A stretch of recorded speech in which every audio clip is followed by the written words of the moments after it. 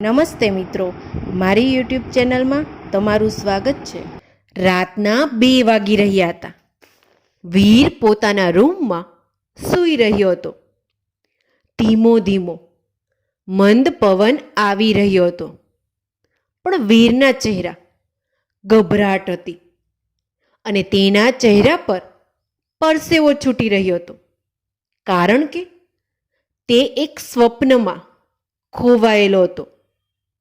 સ્વપ્નમાં એક ઘર દેખાઈ રહ્યું હતું અને બહાર કોઈ વ્યક્તિ હતું જે તે ઘર પર પેટ્રોલ છાંટી રહ્યું હતું અને તેણે માચિસથી તે ઘરને આગ લગાવી દીધી.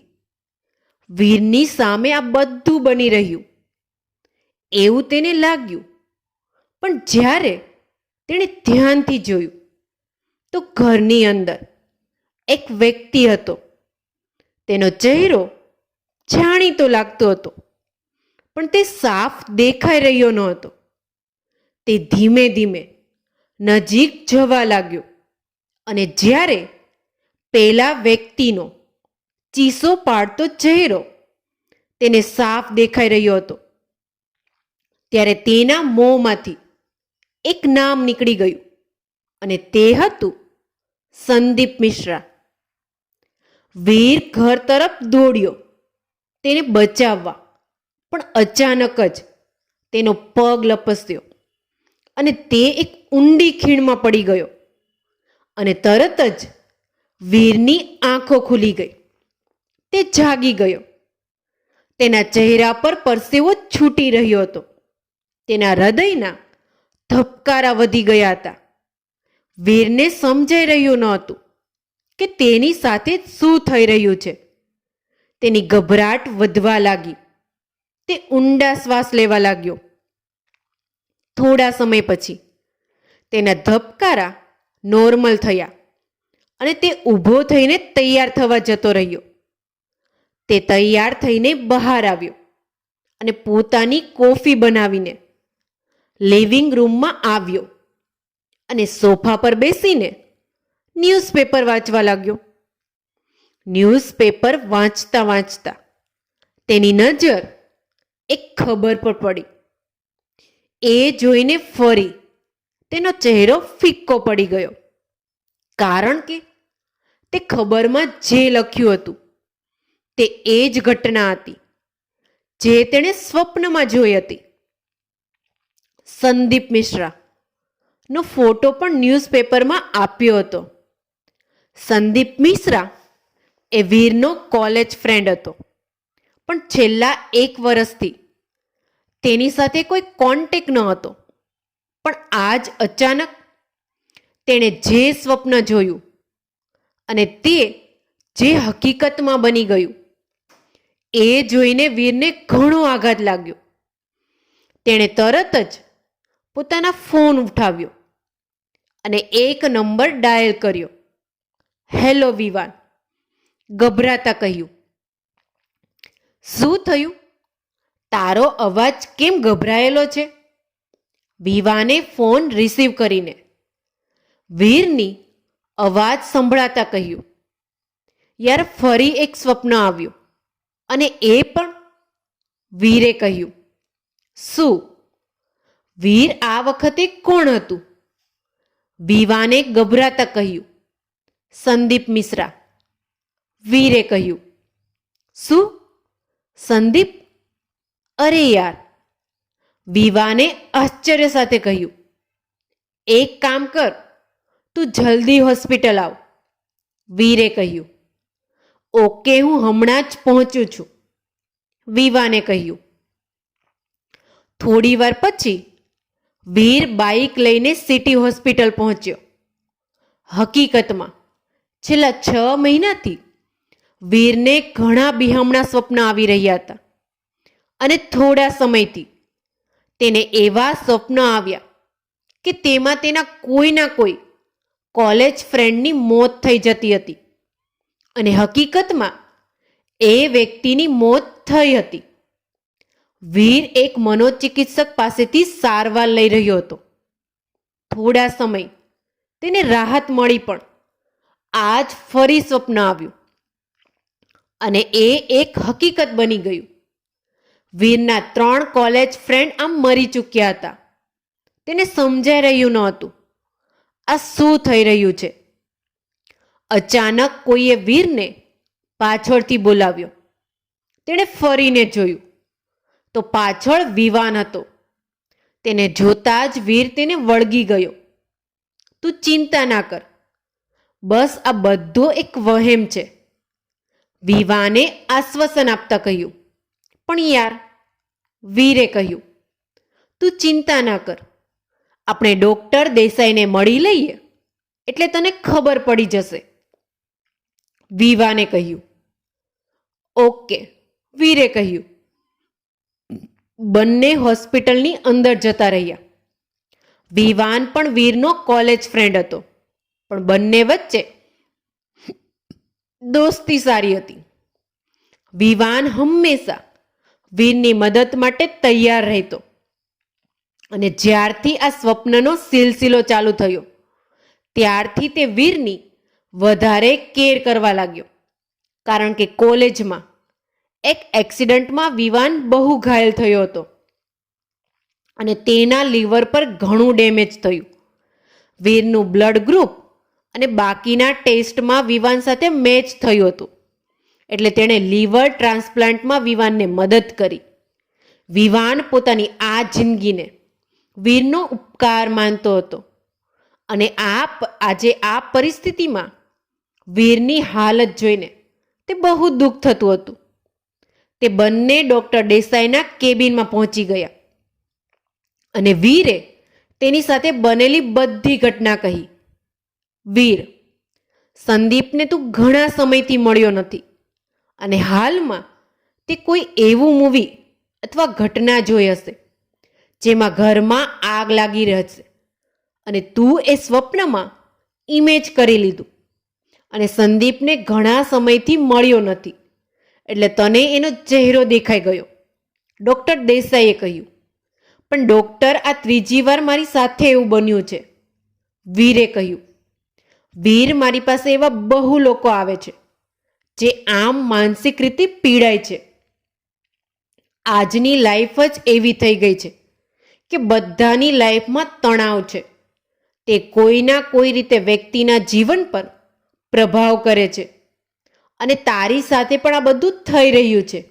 પણ તું ચિંતા ના કર, આ બધી તારી એક કલ્પના છે, તારા સ્વપ્ન જોવાની.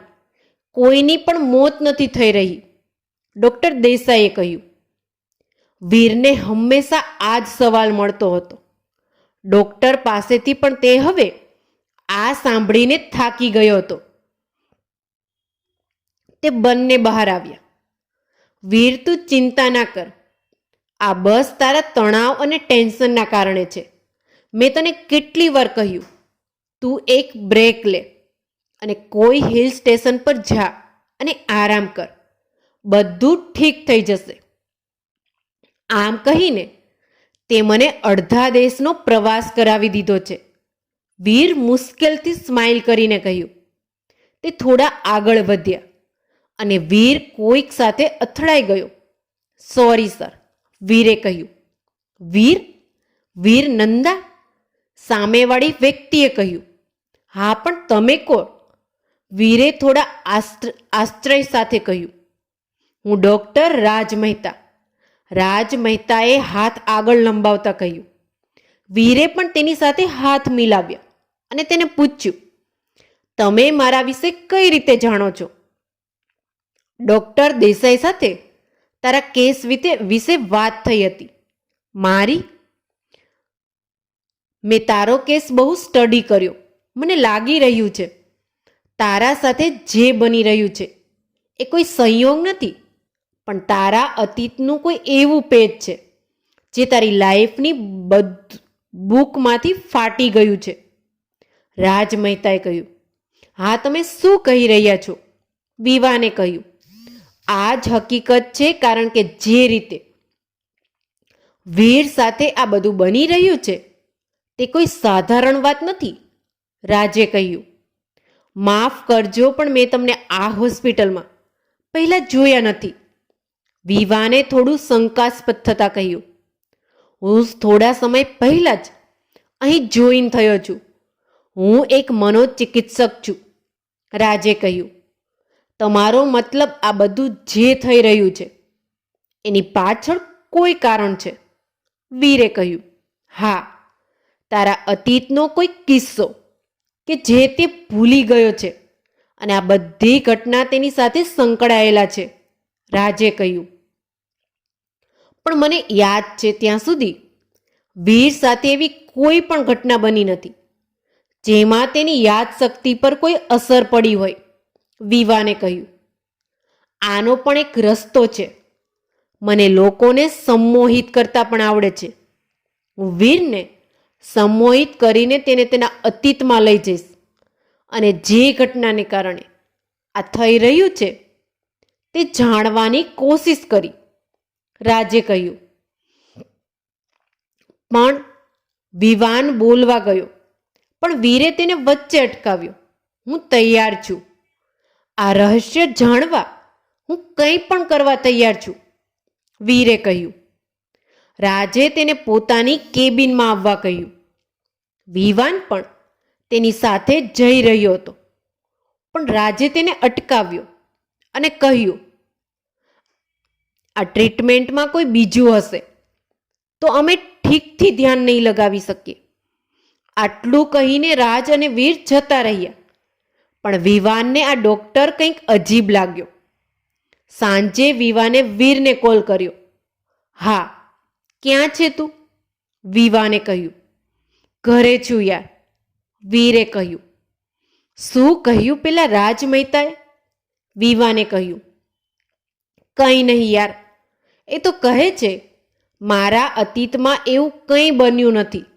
વીરે કહ્યું, મેં તો તને પહેલાં જ કહ્યું હતું કે આ બધો વહેમ છૂપો તું છે કે હવે બધું મૂક અને દવા લઈ લે અને શાંતિથી સૂઈ જા.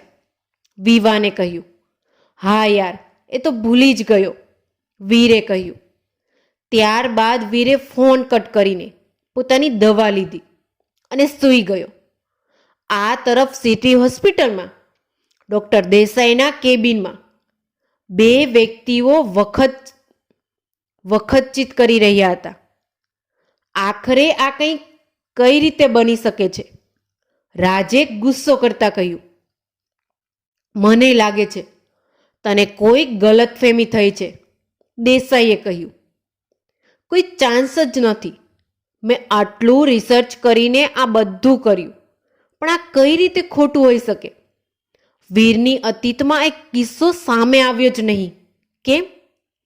રાજે ટેબલ પર હાથ પછાડતા કહ્યું, કારણ કે વીર સંમોહિત જ નહોતો થયો.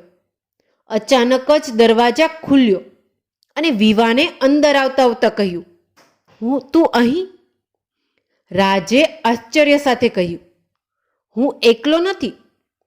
આટલું કહીને વિવાને દરવાજા તરફ હાથ લંબાવ્યો અને વીર ત્યાંથી અંદર આવ્યો. એને જોઈને તો દેસાઈ પણ ઊભો થઈ ગયો. માફ કરજો દેસાઈ સર, આજ તમારી પેલી દવાઓ ન લીધી જે મને હંમેશા ભ્રમમાં રાખતી હતી. વીરે અંદર આવીને કહ્યું, તમે બંને અહીં? રાજે ગભરાતા કહ્યું, હા, અમે અહીં. તે તો બહુ કોશિશ કરી મને સંમોહિત કરીને એ વાત જાણવાની જે હકીકતમાં મને પણ ખબર ન હતી. પણ જ્યારે ધીમે ધીમે તે એ વાતો કરી તો મને એ દિવસ યાદ આવી ગયો. રાજ મહેતા, અરે સોરી, રાજીવ મહેતા. કેમ, સાચું ને? વીરે કહ્યું, ઓહ, તો આખરે તમે બધું જાણી જ ગયા. રાજીવે કહ્યું, હા, તારી આખી કુંડળી તૈયાર છે. વિવાને કહ્યું, તો હવે કહી જ દે એ ચોથો વ્યક્તિ કોણ હતો? રાજીવે કહ્યું, માફ કરજે રાજીવ, પણ તે બદલો લેવા બધું કર્યું. વીરે કહ્યું, તો હું શું કરતો? 1 વર્ષ પહેલાં જ્યારે કોલેજની ફેરવેલ પાર્ટી હતી ત્યારે તું તો વધારે ડ્રિંકને કારણે હોશ ગુમાવી ચૂક્યો હતો. પણ તારી આંખો સામે સંદીપ, વિકી, મોહિત અને તે ચોથા વ્યક્તિએ મારી ગર્લફ્રેન્ડ નિહારિકાનો રેપ કર્યો હતો. હું એટલો લાચાર હતો કે તેની કોઈ મદદ ના કરી શક્યો. તેનો ફોન રેકોર્ડિંગ મોડ પર હતો, એટલે બધું રેકોર્ડ થયું. પોલીસે તો સુસાઇડ કહીને કેસ બંધ કરી દીધો. પણ જ્યારે નિહારિકાનો ફોન મારી પાસે આવ્યો તો મેં એ રેકોર્ડિંગ સાંભળી. એ 4 વ્યક્તિઓના અવાજ સાંભળ્યા. અને જ્યારે તે ત્યાંથી જતા રહ્યા તો તું ત્યાં આવ્યો હતો. પણ અફસોસ, તું તો ઠીકથી ચાલી પણ નહોતો શકતો. અને જો એ દિવસ તું હોશમાં હોત તો નિહારિકા બચી શકતી હોત. પણ એવું ના થયું. બસ પછી એ જ દિવસ મેં નક્કી કર્યું, તે જે ભૂલ કરી તેને હું સુધારી અને નિહારિકાના કાતિલનો ખતમ કરી. એટલે જ ડૉક્ટર દેસાઈની મદદથી તેને એ દવાઓ આપી જે તેને હંમેશા ભ્રમિત કરતી, તારી યાદશક્તિ પર અસર કરતી. અને પછી જ્યારે તું અહીં આવતો તો ઇન્જેક્શનના બહાને તને બેહોશ કરીને, તને સંમોહિત કરીને તારી પાસેથી એક એક કરીને એ કાતિલોના નામ જાણ્યા અને હવે પણ તારી ભૂલનો અહેસાસ કરાવવા. એ લોકોને જે રીતે હું મારવાનો હોઉં તેની ઘટના તારા મગજમાં સ્ટોરીની જેમ ફિટ કરી દેતા અને તું એ ઘટના સ્વપ્નમાં જોતો. અને જ્યારે તે હકીકત બની જતી તો તું અંદરને અંદર તડપતો. એ જ તારું પશ્ચાતાપ હતું, રાજીવે કહ્યું. મતલબ એ 3 લોકોને તે માર્યા? વીરે કહ્યું. હા, અને એ ચોથા વ્યક્તિને પણ મારીશ. રાજીવે ગુસ્સે થતાં કહ્યું. સાંભળી લીધું ઇન્સ્પેક્ટર? વિવાને બહાર ઊભેલા પોલીસને કહ્યું. આ કહેતા જ પોલીસ અંદર આવી અને રાજીવ અને દેસાઈને ગિરફ્તાર કરી લીધા. વીર રાજીવ પાસે ગયો અને કહ્યું, રાજીવ, હું જાણું છું જો એ દિવસ હું નશામાં ન હોત તો નિહારિકા બચી જાત અને મને આ વાતનું ખૂબ દુઃખ છે. પણ તને એટલું જરૂર કહી કે તે તારો બદલો પૂરો કર્યો, કારણ કે એ દિવસે 3 જ વ્યક્તિ હતા જેણે નિહારિકા સાથે બધું કર્યું હતું. સંદીપ અલગ અલગ લોકોની અવાજ કાઢી શકતો અને એ દિવસ પણ તે 2 વ્યક્તિઓની અવાજ કાઢી રહ્યો હતો, જેથી તને લાગ્યું કે ત્યાં 4 વ્યક્તિઓ છે, વીરે કહ્યું. આ સાંભળીને રાજીવને સુકૂન મળ્યું, પણ તેણે જે કર્યું એ કાનૂન વિરુદ્ધ હતું. એટલે પોલીસ તેને પોતાની સાથે લઈ ગઈ અને દેસાઈએ આ બધામાં તેની મદદ કરી. એટલે તેને પણ ગિરફ્તાર કરવામાં આવ્યો. સારું થયું તે એ દવાઓ વિશે જાણ્યું નહીં તો હું તો, વીરે વિવાનને કહ્યું. મને તો દેસાઈ પર શંકા હતી, પણ આજ રાજીવ જ્યારે આવ્યો એટલે શંકા વધી ગઈ. એટલે તરત જ તારા ઘર જઈને દવા ચેક કરી અને હું બધું સમજી ગયો, વિવાને કહ્યું. તારો બહુ મોટો ઉપકાર છે યાર, વીરે કહ્યું. આ શું કહી રહ્યો છે? મારી જિંદગી જ તારો ઉપકાર છે અને જો તું એક તારા કામ ન આવે તો વ્યર્થ છે, વિવાને કહ્યું. આટલું કહીને બંને એકબીજાને ગળે વળગી ગયા. આખરે વીરના રહસ્યમય સ્વપ્નોનો અંત આવી ગયો. મિત્રો, તમને મારી આ સ્ટોરી ગમી હોય તો કમેન્ટ બોક્સમાં જરૂરથી બતાવજો. આવી જ સરસ સ્ટોરી સાંભળવા માટે મારી આ ચેનલને લાઇક, શેર અને સબસ્ક્રાઈબ કરો. Thank you so much.